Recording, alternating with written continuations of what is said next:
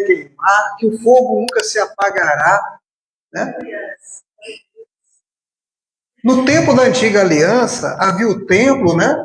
E no templo havia um fogo que se mantinha aceso. E esse fogo representava a presença de Deus, né? E os sacerdotes, eles tinham que manter aquele capricho de manter aquele fogo aceso o tempo inteiro, que representava a presença de Deus.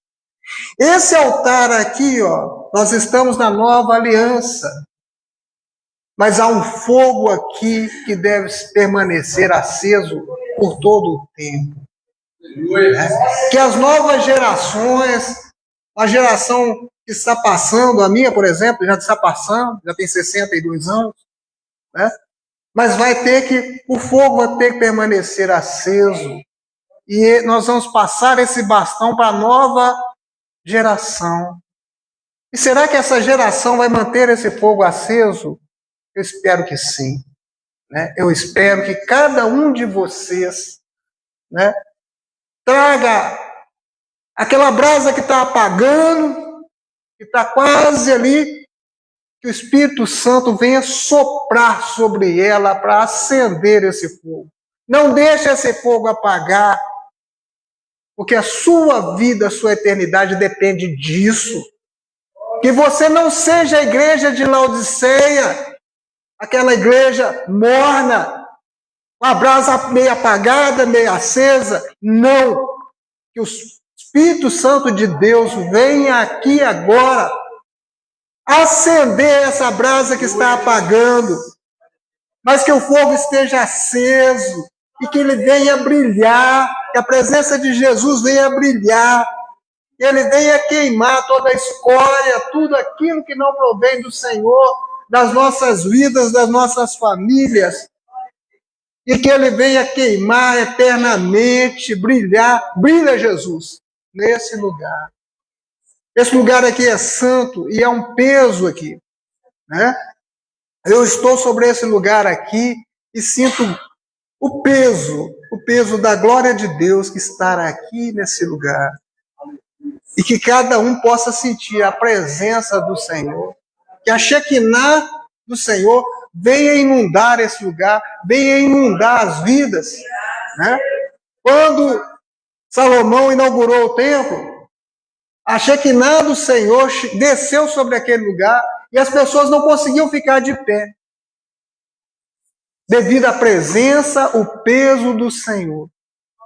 Né? Que o peso da presença do Senhor esteja aqui com cada pessoa, com cada família, que eu vou falar sobre família, que cada família possa sentir a presença do Senhor.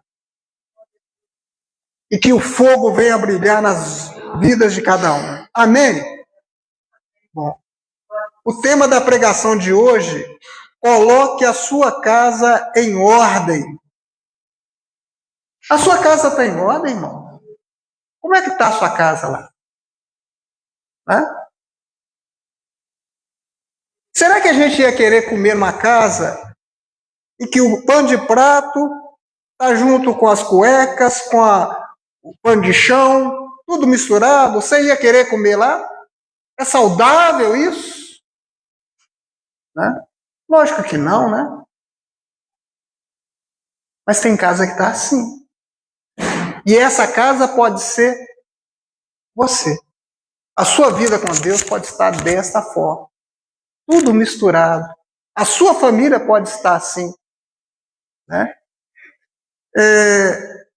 Eu conheci uma pessoa muito querida. Né?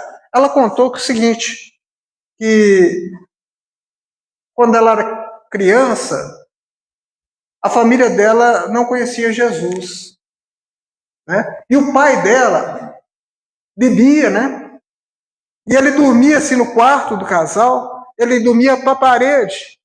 E o lugar onde o pai ficava era sujo, era um lugar muito sujo. O pai bebia, às vezes chegava do boteco com as mãos sujas, tocava naquela parede, a parede era suja. A casa deles era triste e havia sujeira, principalmente no lugar que o pai ficava. Aí eles se converteram a Jesus. E aquela tristeza, a briga que havia, aquela desordem, ela deu lugar à paz, porque o príncipe da paz veio habitar lá. Aham. E aonde chega o príncipe da paz, aonde chega o Espírito Santo, há um renovo, uma limpeza. E eles pintaram aquela casa, e aquele lugar ficou limpo, e houve paz naquela casa.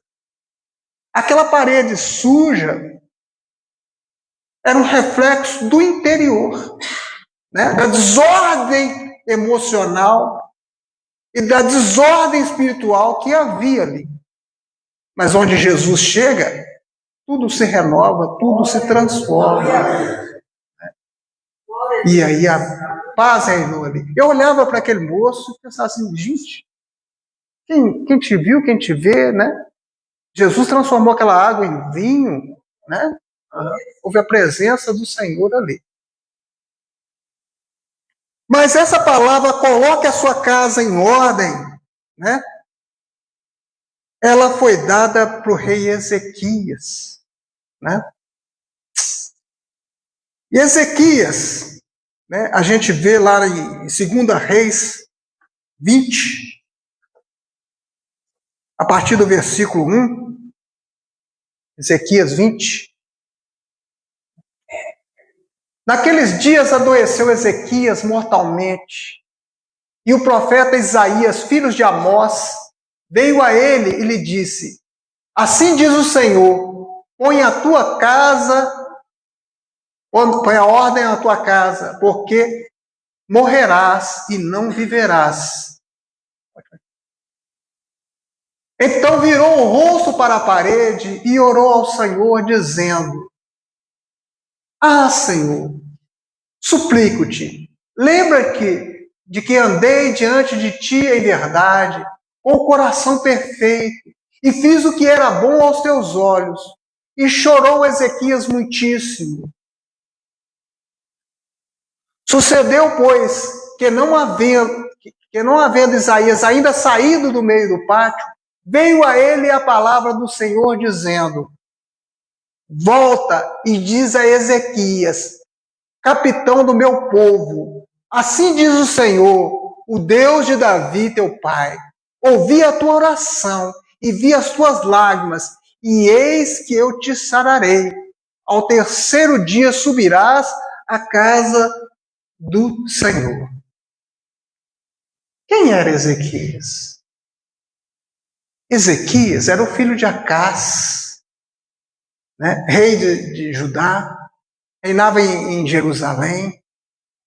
Acás foi um rei que fez tudo que desagradava a Deus, que colocou estátuas dos falsos deuses no templo, que levantou postes ídolos para que as pessoas adorassem aqueles postos ídolos, fez tudo que desagradava a Deus.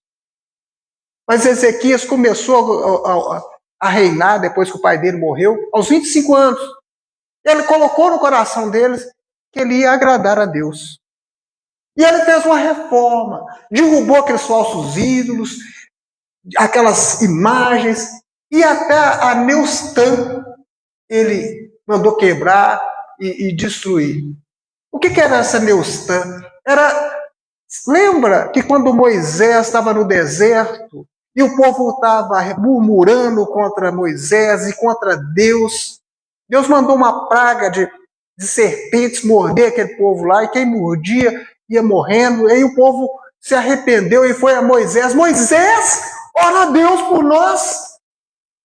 E aí Moisés orou a Deus e Deus falou para ele assim: você vai fazer uma serpente de bronze e vai colocar ela numa madeira, e quem olhar para aquela serpente vai ser curado. E aí no Novo Testamento, né, foi feita a linkagem daquilo, né? Aquela serpente representava, levantada numa madeira, representava quem? Jesus, né? Aquelas pessoas que iriam morrer, ao olhar para aquela serpente, né, elas conseguiam viver. De forma que quem olha para Jesus hoje vai viver, mas não uma vida que acaba depois, uma vida eterna. Então aquilo ali representava o Senhor Jesus. Mas em tudo, o homem que quer desvirtuar o caminho, né, ele consegue desvirtuar. Aquela serpente que representava o Senhor Jesus lá no madeiro, virou objeto de adoração. E as pessoas começaram a colocar incenso, adorar aquela serpente. E aquilo desagradando o coração de Deus. Mas Ezequias foi lá e mandou quebrar aquilo tudo. Ou seja, era um homem firme nos propósitos do Senhor, era um homem na presença de Deus, né? E Deus se agradou dele, a Bíblia fala disso. Tanto, né? Ele era um homem tão na presença de Deus, né? Só que tem uma coisa, você andar nos caminhos do Senhor, não quer dizer que você não vai ter tribulação na sua vida, não. Quem anda no deserto vai vir na minha vida, na sua, mas vai depender de quem vai caminhar com você no deserto. Né? Se o Senhor vai estar com você no deserto. E o deserto veio na vida de Ezequias na forma do rei da Síria, o Senaqueribe. Senaqueribe, né, da Síria. A Síria foi o povo mais temido daquele tempo. Né? Eles destruíam com crueldade as pessoas, não só matavam, mas eles torturavam, né, e causavam terror por todos os lados. E Senaqueribe veio tomando todos os povos em volta, inclusive tomou Israel. O reino estava dividido, tinha Israel e Judá. Ele já tinha tomado Israel, né, tinha tomado vários reinos e feito, né, atrocidades. E eles sitiaram Jerusalém. E os emissários do Senado lá, né, as torres, né? Senaqueribe, né? Ora, Ezequias, né? Mandou um recado, né? Para Ezequias, tá? Você está confiando nesse seu Deus aí? Os outros deuses dos outros povos aí, ninguém livrou esses povos. Eu entrei e fiz o que quis. E eu vou fazer o mesmo com vocês. Se eu fosse vocês, eu me rendia, que aí eu vou ter mais dó de vocês. Né? Esse Deus que você confia, ele não vai te livrar, não, porque dos outros também não livrou. Aí os emissários foram lá falar para o rei, e a hora que o rei recebeu aquele recado, ele rasgou as vestes e se dobrou diante do Senhor, e ele mandou chamar o profeta do Senhor, o profeta Isaías, e o profeta Isaías veio, né, e trouxe a palavra do Senhor. Olha Ezequias, né? Esse Senaqueribe aí está achando que ele é alguma coisa. Ele acha que pode blasfemar, né? Pode falar do Senhor, mas ele não sabe, mas ele foi apenas um instrumento meu, um chicote que eu usei para chicotear esse povo doido aí, esse povo idólatra. Né? Ele apenas está sendo instrumento da minha mão. Mas eu vou... os dias dele estão contados, né? Eu vou colocar um freio no nariz dele, né? Ele vai ver comigo. Pode ficar tranquilo, pode descansar. Eu estou usando as minhas palavras, né? Parafraseando a Bíblia aqui para andar mais rápido. Né? Então, pode descansar, porque eu irei lutar por você. E ele descansou. E naquela noite, o anjo do Senhor, ele desceu e matou 180 mil soldados. A hora que Senaqueribe acordou de manhã, cadê meu exército? O exército foi todo, levou lá. E aí ele voltou para a terra dele, como Isaías tinha predito, e aí ele foi morto. O próprio Senaqueribe foi morto no templo do Deus dele, Deus Dagon lá, Deus dele lá, pelos próprios filhos. Né? Então, o Senhor lutou por Ezequias. Mas ele era um homem segundo o coração de Deus, um homem que tinha intimidade com o Senhor. A intimidade do Senhor é para aqueles que o temem e ele os livra. Né? Então, Deus deu esse grande livramento para ele, né? De forma para mostrar como Deus amava aquele rei. Mas agora ele estava doente. Né? E Deus falou assim: essa doença sua é para a morte. Tá? Prepara a sua casa, coloque em ordem a sua casa. E aí ele começou a chorar. Oh, Deus! Começou a orar, pedir a Deus, né? E Deus ouviu. A oração do justo pode muito em seus efeitos, né? E Deus cumpriu essa palavra, né? E aí ele mandou Isaías: Isaías, volta lá, fala com ele que eu vou dar mais 15 anos de vida para ele, né? E aí o Ezequias, né? Ele foi e pediu um sinal, né? Você vai me curar? Abre para nós em 2 Reis 28, capítulo 20, versículo 8. E Ezequias disse a Isaías: qual é o sinal de que o Senhor me sarará? E de que ao terceiro dia subirei à casa do Senhor? E disse Isaías: isso te será sinal da parte do Senhor, de que o Senhor cumprirá a palavra que disse: adiantar-se a sombra 10 graus, ou voltará 10 graus atrás. Então ele falou assim: o Senhor está te dando uma escolha, né? Você quer um sinal? Eu vou te dar um sinal. Você pode escolher. Se a sombra do relógio, né, havia um relógio de sol, né? Que era a escada do rei Acaz, do pai dele. Tinha feito um relógio, né? Que era uma escada e a sombra do sol ali, ela marcava as horas, né? E aí ele falou: você pode escolher se a sombra vai adiantar ou se ela vai retroceder. E aí o Ezequias falou assim: olha, adiantar a sombra é mais fácil.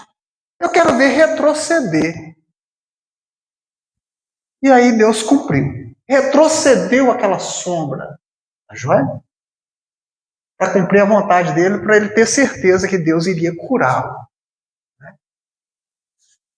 Aí a gente fica pensando, gente, o relógio do sol retroceder. Você já pensaram na consequência disso aí? Né? Será que é fácil fazer isso? Né? Pensa no relógio suíço que é esse universo, gente. Né? A coisa é tão perfeita. A posição da Terra, se a Terra estivesse um pouco mais próximo do Sol, ele está na chamada zona habitável. Né? Se a Terra estivesse um pouquinho mais próximo do Sol, a vida aqui não seria possível, porque seria quente demais. Se a Terra estivesse um pouco mais afastada, também não seria possível, porque seria frio demais. A Lua nossa, ela tem um tamanho X que influencia, né, as nossas marés, né? A posição dela também influencia, de forma que essas marés permitem que a água do mar ela se movimente e se oxigene, né, para permitir a vida nos oceanos. Se não fosse isso, ia haver um caos, não ia ter vida nos oceanos e nem na Terra, de maneira geral. Né? O centro da Terra tem um dínamo ali, né? No centro da Terra, girando o núcleo da Terra, que gera um magnetismo, né? Que provoca um escudo em volta da Terra, que protege a Terra contra a radiação solar, contra os ventos solares. Se não fosse isso, não seria possível a vida aqui na Terra. Né? E eu pergunto para vocês, quem fez isso?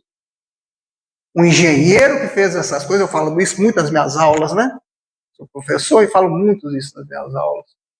Na aula de biologia. Né? Para a gente ver como a perfeição das coisas, né? Tudo funcionando perfeitamente. Mas foi por um acaso? Acredita você, porque eu não. Tá? Não foi por um acaso. Mas isso funciona perfeitamente.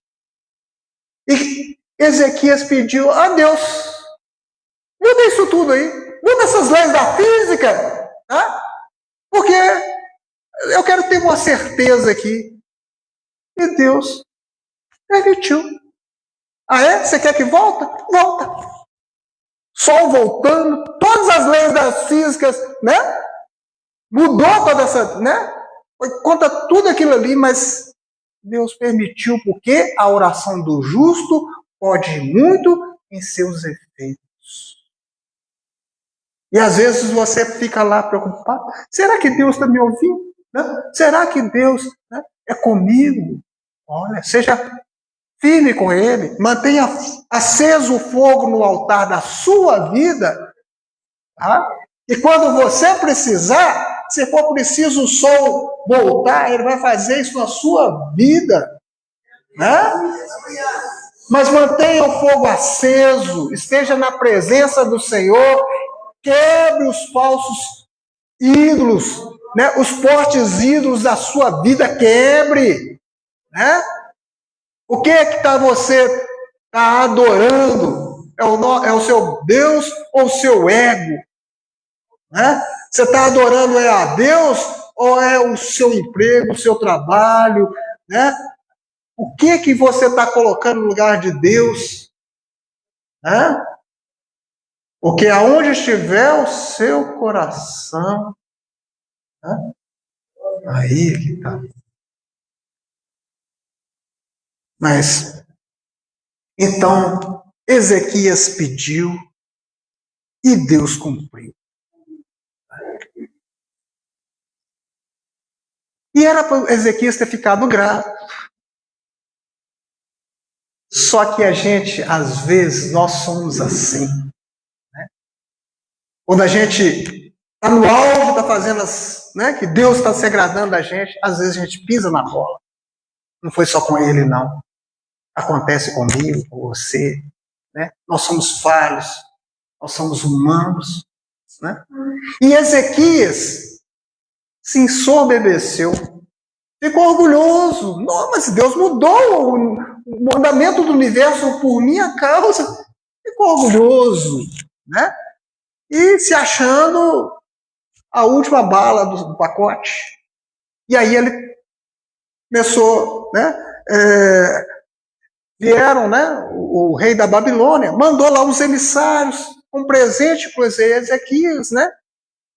E ele gostou demais do presente, né? E daqueles bajuladores, e foi mostrando tudo que ele tinha, né? Ah, meu palácio é muito bonito, né? Ah, eu posso aqui, eu tenho muito ouro, e foi mostrando o palácio, o templo e tudo, né?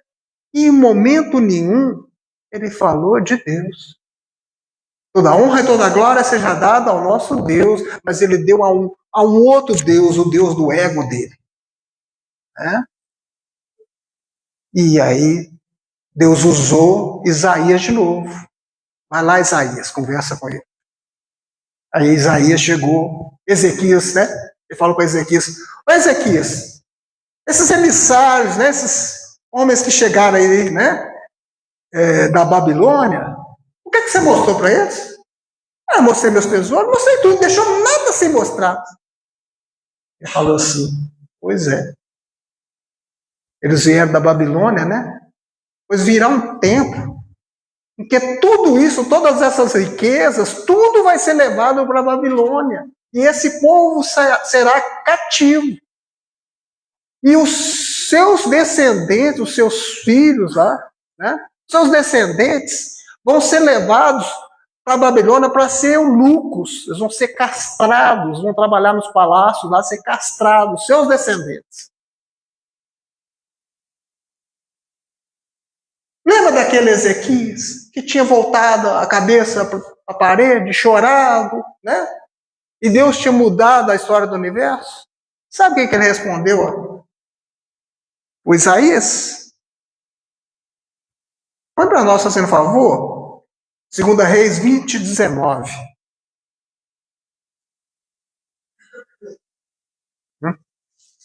19. 20, 19. Isso. Então disse Ezequias a Isaías: boa é a palavra do Senhor que disseste. Disse mais: não haverá, pois, em meus dias paz e verdade? né? Então é o seguinte, Isaías, né, falou tudo aquilo que iria acontecer com os filhos, com aquelas coisas todas, né? Aquele homem que tinha chorado lá, né, pedindo, oh Deus, tem piedade de mim, não sei o quê.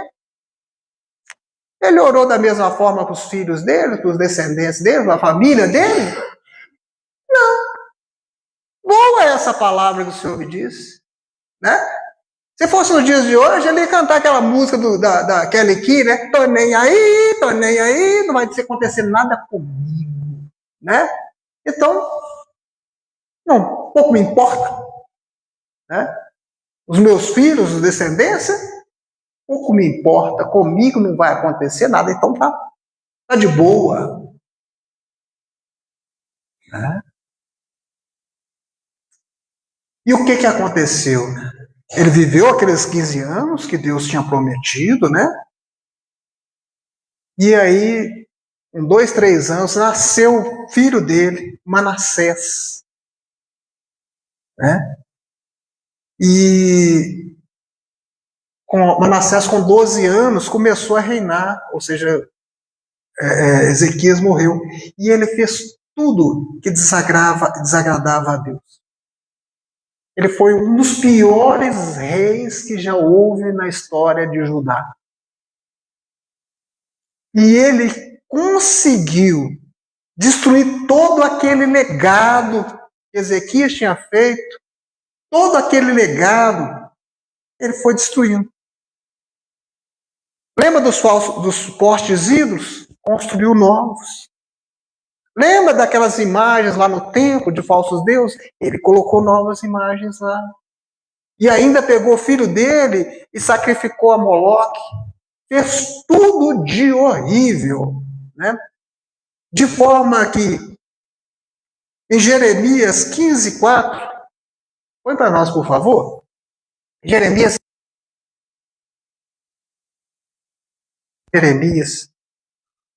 por entregá-los-ei ao desterro em todos os reinos da terra, por causa de Manassés, filho de Ezequias, rei de Judá, e por tudo quanto fez em Jerusalém.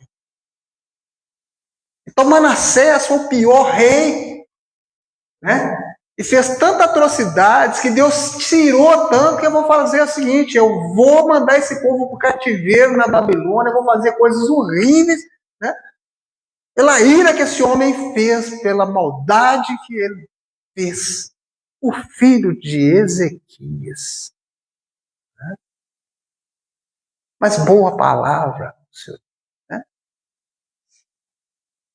Houve uma oração de intercessão de Ezequias em favor do filho dele, da descendência? Não.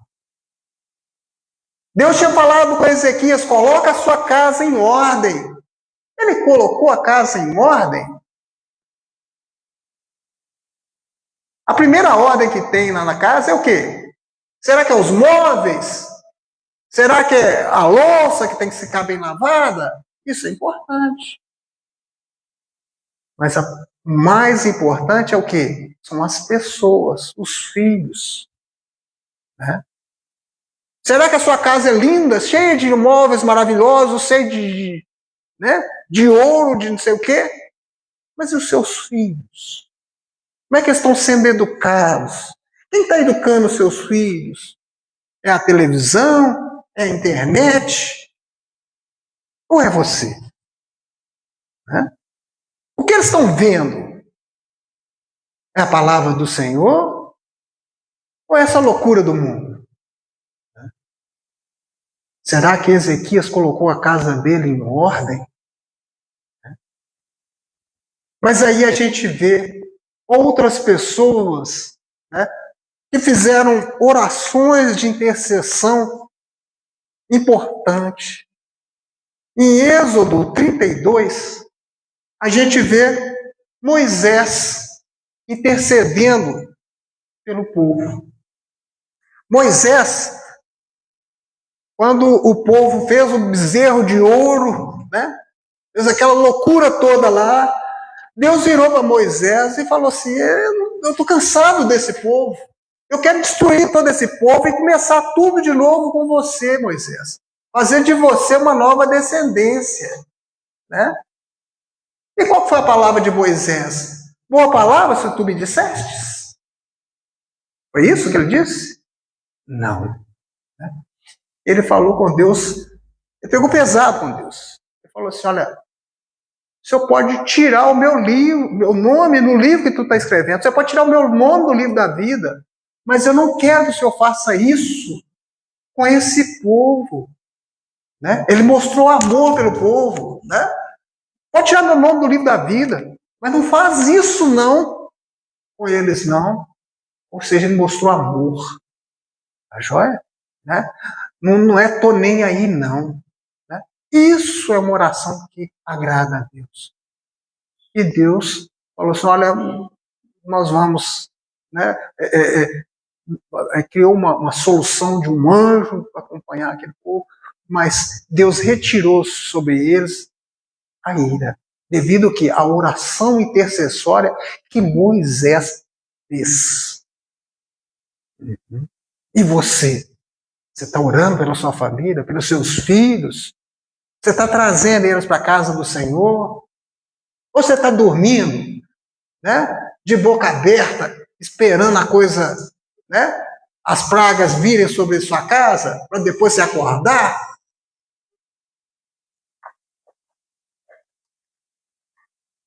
Mas aí a gente vê uma outra pessoa, Abraão.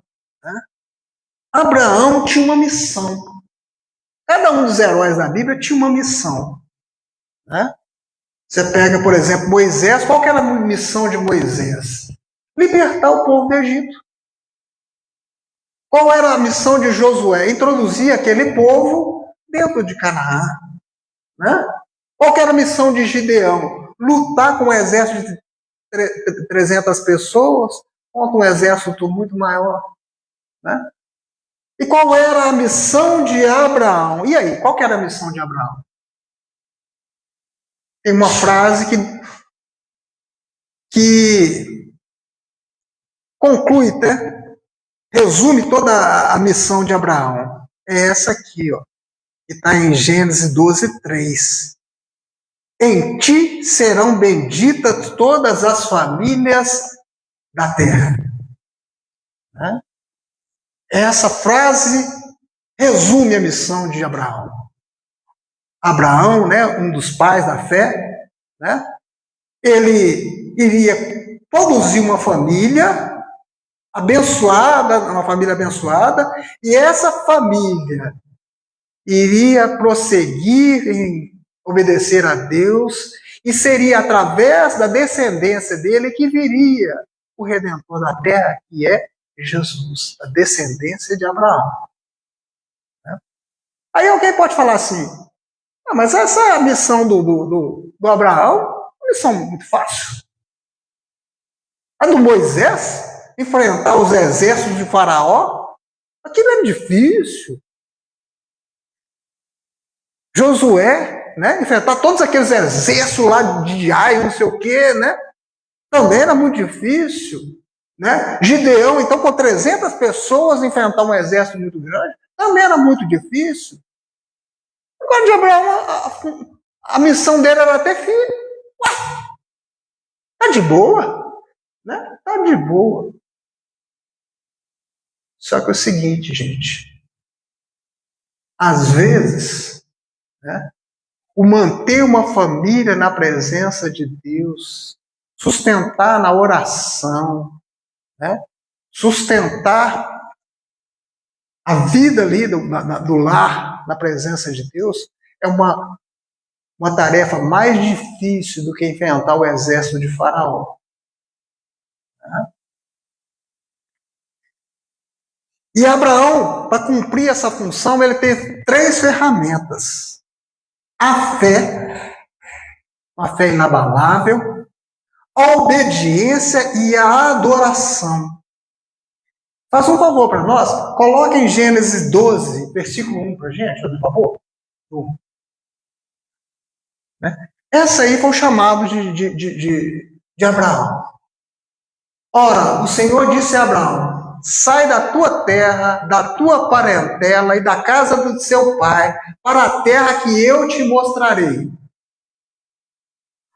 E far-te-ei uma grande nação, e abençoar-te-ei, e engrandecerei o seu nome, e tu serás uma bênção. E abençoarei os que te abençoarem, e amaldiçoarei os que te amaldiçoarem. E em ti serão benditas todas as famílias da terra. Deus chamou Abraão com 75 anos, né? Já velho. A mulher dele era estéril, né? E Deus prometeu para ele uma família, né? Que iria abençoar todas as famílias da terra. Para um velho, uma esposa estéril, né? Mas o que ele tinha? 3 ferramentas. A fé, né? Quando o anjo do Senhor chegou, anunciou, ele resolveu, falou assim, para onde você quer que eu vá? Sai de Ur, para uma terra que eu te mostrarei. Eu não sabia onde que era, né? Saiu, e ele saiu na fé. Na fé e na obediência, obedeceu. E aí ele saiu, né? Para onde? Para Canaã. Né? E quando ele chegou em Canaã, né, no primeiro lugar que ele chegou, em Siquém, o que ele fez em Siquém? Aí a gente vê lá,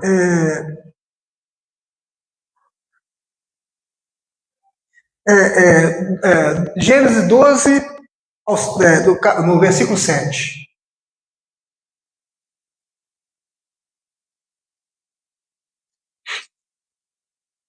E apareceu o Senhor a Abraão e disse: a sua descendência edificarei, darei essa terra. E edificou ali um altar ao Senhor que lhe aparecera. Então, no primeiro lugar que ele chegou, em Siquém, o que ele fez? Construiu um palácio, uma mansão, comprou um carro novo, uma BMW, né? O que ele fez? Construiu um altar.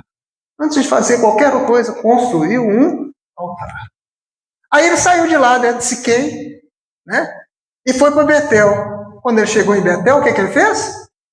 Construiu um altar. Né? Em cada lugar que ele chegava, ele construía o quê? Um altar. Ele agia como sacerdote ali, né? Para a família dele, para todos aqueles ali, intercedendo, né? E todo, né? Mostrava para todos, através do exemplo, né? Como servir a Deus, como colocar a vida na presença de Deus. E em ti serão abençoadas todas as famílias da terra. Mas como? Do altar. Você quer que a sua família seja abençoada? Faz um altar dentro da sua casa. Tem um altar na sua casa? Ou tem só uma televisão, um computador chamando a atenção, um celular? Qual que é o altar que você tem na sua casa? Né? E todo mundo xingando, né? O que está acontecendo lá? Mas ele trouxe o altar para a casa dele.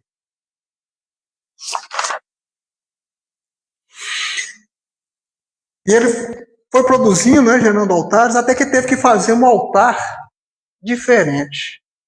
Um altar, aí ele teve um filho, né? Deus cumpriu a promessa. Um homem de 100 anos, teve um filho, corpo amortecido, a mulher estéril, teve um filho amado, o Isaac, né? E aí ele ficou feliz demais, né? Tá, e uma bênção, né? Agora eu vou pra galera, né? Agora tá tudo ok. Agora só love, né? Só love, só, como aquela música, né? Só love, só alegria. Né? Aí Deus falou, você vai pegar esse menino aí, ó, e vai construir um altar lá no Monte Moriá e vai sacrificar ele para mim. E aí? E se fosse comigo, com você? Né? Isso aí é fácil? E ele pegou esse menino, fez um feixe de lenha e colocou nas costas dele para subir no Monte Moriá. O que esse feixe de lenha, esse menino carregando esse feixe de lenha lembra, né, subir no morro para ser sacrificado? Isso lembra o que para vocês? E aí? Carregando uma madeira, morro para cima? Menino? O que isso lembra? O sacrifício de Cristo. Isso é a imagem de Cristo. Moisés ali estava prefigurando quem? Deus Pai. Isaac está representando quem? Jesus. Em ti serão benditas todas as famílias da terra. E Deus estava mostrando como seriam benditas todas as famílias da terra. Né? Aquilo ali não era aleatório, não. Né?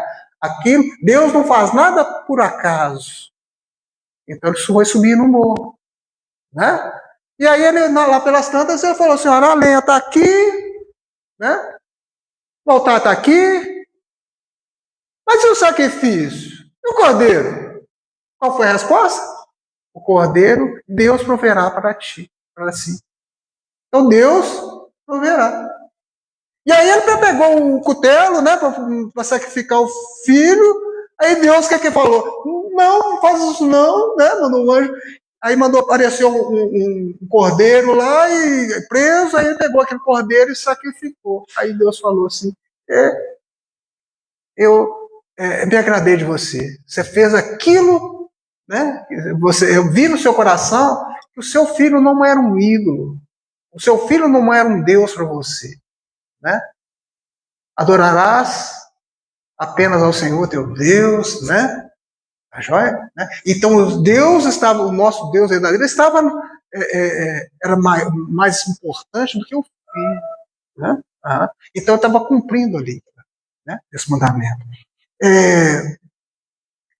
Aquilo ali representa Jesus. Né? E o interessante, né? Deus mostrando aquilo ali didaticamente para as próximas gerações, para nós, né? Que era necessário um sacrifício, que seria sacrificado, o Filho de Deus seria sacrificado. Jesus era esse Isaías, Moisés, Abraão representava a figura do Deus Pai, né? Mas ele foi poupado. Né? Então, o filho do coração de Abraão foi poupado. Mas o filho de Deus não. O filho de Deus subiu carregando madeiro, mas ele não foi poupado. Né? E pelas suas pisaduras fomos sarados. Né? Então o sacrifício perfeito foi lá. Porque Deus amou o mundo de tal maneira que deu seu único filho para que todo aquele que nele crê não pereça, mas tenha a vida eterna. Nele se cumpriu. Mas o Isaac foi poupado. Né? E ele tem nos poupado os nossos filhos. Mas o filho dele, ele não poupou. E Deus se agradou tanto em Gênesis 22, 15. Põe para nós, por favor.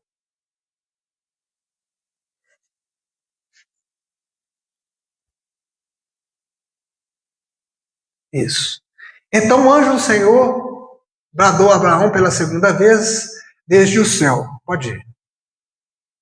E disse: por mim mesmo jurei o Senhor, porquanto fizeste esta ação e não me negaste o teu filho, o teu único filho, que deveras te abençoarei, e grandissimamente multiplicarei a sua descendência como as estrelas do céu, e como a areia que está na praia do mar, e a tua descendência possuirá a porta dos seus inimigos.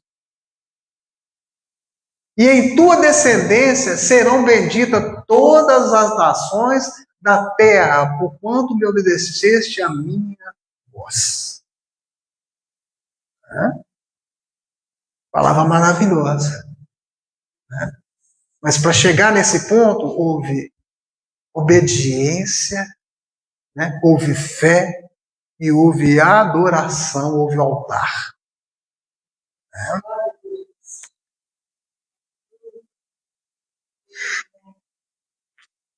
Esse Isaac cresceu, né? Chegou o tempo dele querer casar, né? E aí Abraão se preocupou com isso, mas ele olhou em volta, as mulheres, né, as cananéias, era tudo, né, da pá virada, né? Tudo idólatra, tudo, né? E ele falou assim, não vai dar. Aí ele pediu um servo dele, o mais velho lá, né, da confiança dele, ele pediu assim, ó, você vai fazer um negócio para mim. Você vai lá na casa dos meus parentes, lá, né? E você vai buscar lá para mim uma esposa para ele, né? Está em Gênesis 24, né? Vai contar essa história, né? Aí o servo falou assim, eu vou lá sim, tá, tudo bem, mandou ele jurar, né, aquela coisa toda, né? Se comprometeu firmemente com isso. Mas aí o servo foi e falou, tá, eu vou lá, né? Vou buscar essa mulher, tá? Mas e se ela não quiser vir comigo? Né? O que eu vou fazer? Né? Será que eu posso levar o Isaac lá para Ur, de onde você veio, lá para ele encontrar uma mulher lá para ele? E qual foi a resposta de Abraão para ele? Está lá em 24, 6. Gênesis 24, versículo 6. E Abraão lhe disse, guarda-te, que não faças lá retornar o meu filho. Falei assim, não, cuidado, né? Na minha Bíblia está dizendo assim, cuidado, faça isso não deixa meu filho voltar para Ur, não. O que tinha em Ur? Que Abraão saiu de lá, Deus mandou ele sair de lá, sair do meio da parentela dele lá e para a nova terra. Idolatria, uma porção de coisa errada. Mas ele se preocupou com o filho, não vai voltar para tudo lá, não. É voltar atrás, olhar para trás, né? Aquele que põe a mão no arado não pode olhar para trás. Né? Não vai olhar para trás, não. Voltar para os mesmos erros, desfazer todo o legado que Abraão tinha feito? Não. Você não vai fazer isso, não. Não vai fazer isso com meu filho, não. E aí ele orou, né? Falou, vai ter um anjo, né? E aí ele conseguiu trazer a Rebeca para o Isaac, e foi uma bênção na vida do Isaac. Né? Então mostra aí o cuidado de Abraão com a família dele.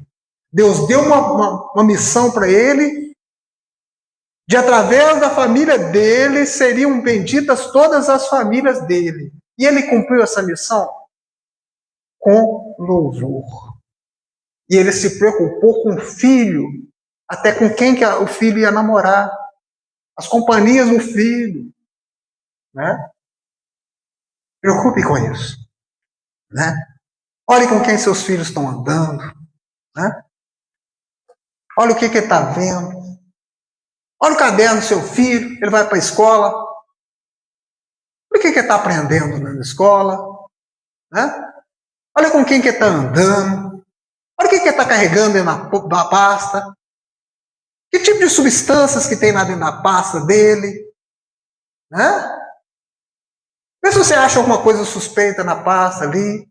Conversa com ele sobre a vida dele. Né? Não deixa o Isaac voltar para Ur. Não deixa ele cair. Mas a gente vê na Bíblia, né? Em ti serão benditas todas as famílias da terra. A gente vê a preocupação de Deus com as famílias. Coloca para nós, fazendo favor, Salmo 112, versículo 1. Louvai ao Senhor, bem-aventurado o homem que teme ao Senhor, que em seus mandamentos tem grande prazer. Pode continuar. A sua semente será poderosa na terra, a geração dos retos será abençoada. Ou seja, aquele que teme ao Senhor, a sua família, a sua semente será abençoada. Você quer bênção para a sua família? O Senhor anda na presença dele. Agora, Salmo 128, do 1 ao 4. 128. Bem-aventurado que teme ao Senhor e anda em seus caminhos, pois comerá do trabalho das tuas mãos, feliz serás e te irá bem. A tua mulher será como uma videira frutífera aos lados da sua casa, e os teus filhos como plantas de oliveira à roda da sua mesa. E eis que assim será abençoado o homem que teme ao Senhor. Tá? Então Deus ama a família, e Ele deu instruções, né, para você ter uma família abençoada. Agora vamos lá, lê para nós em Malaquias, coloca para nós em Malaquias 4, o versículo 5, fazendo favor. Eis que vos enviei o profeta Elias, antes que venha o grande e terrível dia do Senhor. Pode ir. E ele converterá o coração dos pais aos filhos, e o coração dos filhos aos seus pais, para que eu não venha e fira a terra com maldição. O último versículo de Malaquias, né? A última coisa que Deus deixou no Antigo Testamento, a passagem para o Novo, ele ficar 400 anos em silêncio. A última coisa que Deus falou, a última instrução foi essa, né? Que ele, o Elias, que na verdade, né, seria o profeta João Batista, né, seria usado para isso, e ele converterá o coração dos pais aos filhos e o coração dos filhos aos pais, para que não venha e fira a terra com maldição. Então, onde o coração dos pais não está ligado aos filhos e os filhos aos pais, onde há desordem na família, aquela terra está sendo ferida com maldição. Então, você quer que a maldição venha sobre a nação, né? Venha sobre aquele povo. Então, a gente vê essas ideologias, essas coisas, né? Tentando deformar a família, tentando deformar as relações dentro da casa, tudo pode, você não precisa obedecer, né? Vamos mudar isso aqui, né? E a gente vê todas essas ideologias, né? E a terra está sendo ferida com maldição. Será que a nossa terra está sendo ferida com maldição, gente? Olha a sua volta. Né? Mas é necessário converter o coração dos pais aos filhos e os filhos ao pai. E como que a gente faz isso? O profeta que o Senhor mandou, né? A unção do Senhor. Né? Então, que o Senhor venha converter o coração dos pais aos filhos no nosso meio. Né? O mundo pode estar caindo, né? Pode estar uma loucura, mas que nós estejamos de pé. As pessoas possam olhar para nós e encontrar Cristo em nós. Que a gente possa ser sal da terra e luz do mundo. A luz foi feita para iluminar. Né? Que nós possamos ser diferença aqui na terra. Que nós possamos refletir a luz de Cristo aonde nós formos. Que as pessoas possam olhar para a gente e falar assim, eu quero esse Jesus que você serve. Que as terras não sejam feridas com maldição. Aí a gente vê umas instruções de Deus para a família. Coloca para a gente, fazendo favor, Efésios 6, versículo 6, do 1 ao 3. Vós, filhos, sedes obedientes aos vossos pais no Senhor, porque isto é justo. Honra teu pai e tua mãe, que é o primeiro mandamento com promessa, para que te vá bem e vivas muito tempo sobre a terra. Então Deus deu instrução para os pais, para os filhos. Né? Então você quer viver bem, né? Viver muitos anos, mas com bênção, não com maldição. Né? Obedeça seus pais, né? Viva na presença do Senhor, né? Não seja um filho rebelde. A sociedade prega a rebeldia, mas não é isso que Jesus prega. Agora, para nós, 1 Pedro 3, 3, isso. Semelhantemente, vós, mulheres, sejam sujeitas aos vossos próprios maridos, para que também, se algum não obedeçam a palavra, pelo. Não, é 3. Tá. 3, 1. É 3, 7, desculpe. 3, 7. 3, 7. Igualmente, vós, maridos, coabitai com elas, com entendimento, dando honra à mulher, como vaso mais fraco, como sendo vós os seus co-herdeiros da graça da vida, para que não sejam impedidas as vossas orações. Então Deus está dando instruções lá para a família. Maridos, você quer orar e Jesus vai te ouvir? Né? Coloca a cabeça na parede e ora. Deus ouve. Deus muda até as leis da física a seu favor. Você quer orar e quer ser atendido? Segue isso aqui. Tá? Honra a sua mulher como vaso mais fraco, como sendo co-herdeiras da graça, para que não sejam impedidas as vossas orações. Se você é um cristão fervoroso, que vai na igreja, não sei o quê, mas trata a sua mulher como cachorra, os tapas, né? Aos encontrões, né? A sua oração não passa do teto, né?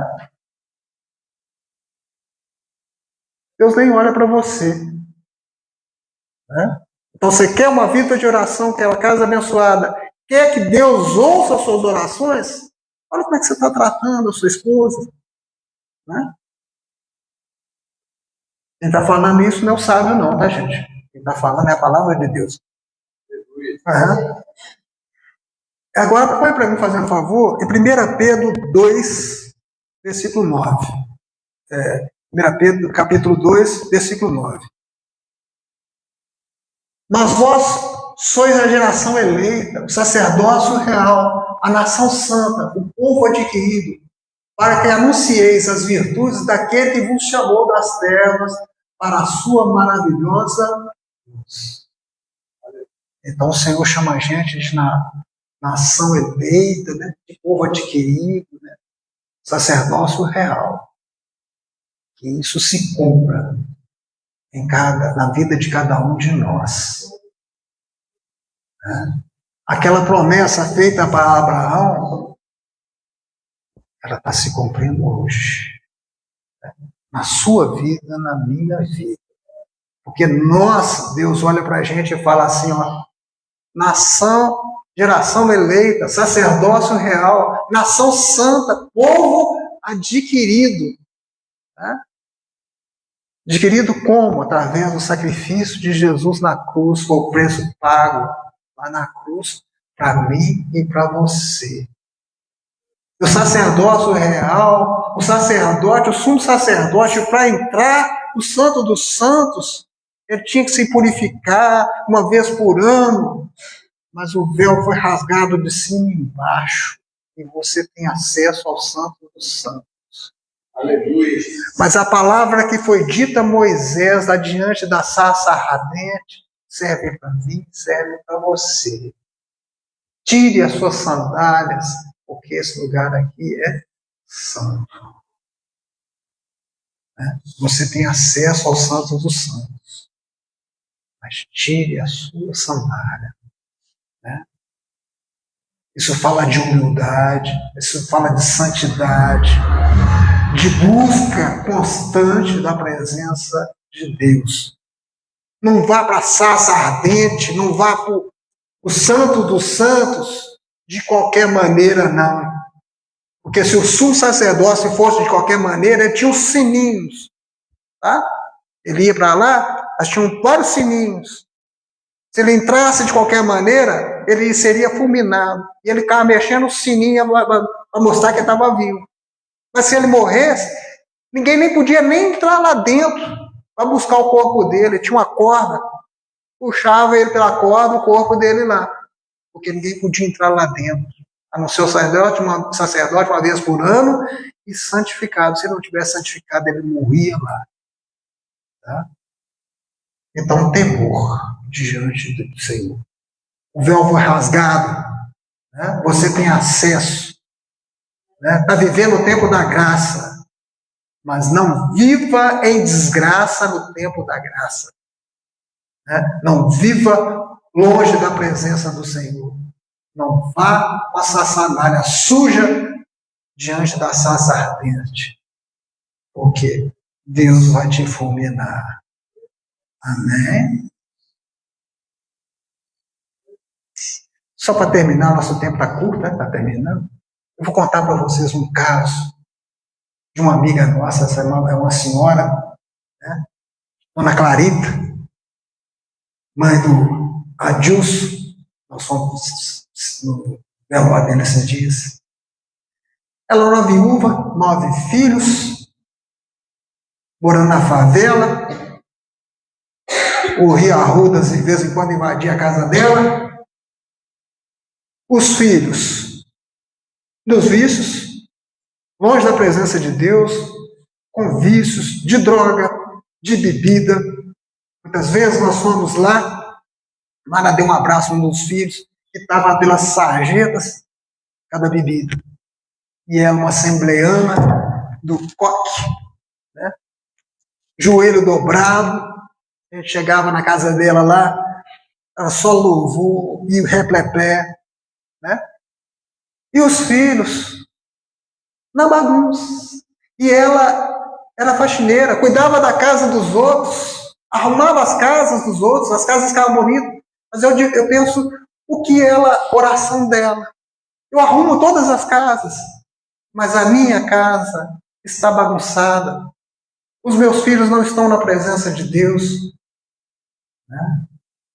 E foi assim vários anos. Mas ela não desistiu dos filhos. Ela continuou colocando a casa dos outros em ordem, mas orando a Deus para colocar a casa dela em ordem. E Deus foi trazendo para a presença de Deus. Esse amigo nosso que morreu esses dias para trás, a igreja ficou cheia, com tanta gente.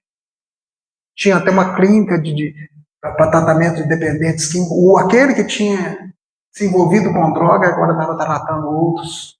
Né? E Deus foi trazendo todo mundo para a presença de Deus. Aí nós fomos visitar essa dona, ela estava com câncer, né? Um dia antes dela morrer, nós fomos visitar, e ela falou assim, olha, combati o bom combate e guardei a fé. E no dia seguinte, aquela mulher que estava com câncer, mas não sentiu dor, não sentia nada, ela falou para o Reginaldo, né? Meu filho, vou dar um cochilinho aqui, tá? Acordou lá na glória. Aleluia, Jesus. Mas ela colocou a casa em ordem. Né? Aí você pode falar assim, mas os filhos dela, eles tinham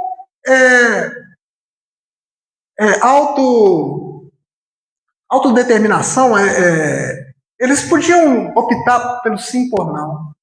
Mas o joelho dobrado, aquele Deus que parou o sol, que fez o sol andar para trás, que julgou as leis da física, tudo por terra, poder fazer a vontade daquele homem do rei Ezequias que andava na presença de Deus. Glória a Deus. Será que ele não agiu nesse caso aí na família? Não mudou o coração dos pais aos filhos, dos filhos aos pais? Eu trarei o coração dos pais aos filhos e dos filhos aos pais. Pois é. Então que o Senhor venha trazer o coração dos pais aos filhos e os filhos aos pais. A reconciliação na sua casa. Né? Aquele filho que tem alguma mágoa no coração contra o pai. Aquele pai que está decepcionado com o filho. Traga o perdão. É preciso perdoar. A oração do Pai Nosso fala: perdoai as nossas ofensas, assim como nós perdoamos a quem nos tem ofendido. Isso é fácil? Não. Mas você quer o perdão? Comece por perdoar. E que Deus vai trazer os corações dos pais aos filhos e dos filhos aos pais. Aleluia, Jesus. Comece pelo perdão. Né? Comece pela oração, pela intercessão. Né? Busque a presença do Pai. Às vezes é só um abraço. Às vezes é só eu te amo. Às vezes é eu te perdoo. Me perdoa. E isso trará o coração dos pais aos filhos e dos filhos aos pais. Para que eu não fira a terra com maldição. Que toda maldição será arrancada. Em nome de Jesus. Amém. Jesus nos abençoe. O Senhor nos abençoe e nos guarde. O Senhor nos mostre a sua face e se compadeça de nós. Que o Senhor volte o seu rosto para nós e nos dê a paz. Oração sacerdotal, números 6:24. Que essas bênçãos se recaem sobre a vida de cada família aqui. Amém? Em nome de Jesus.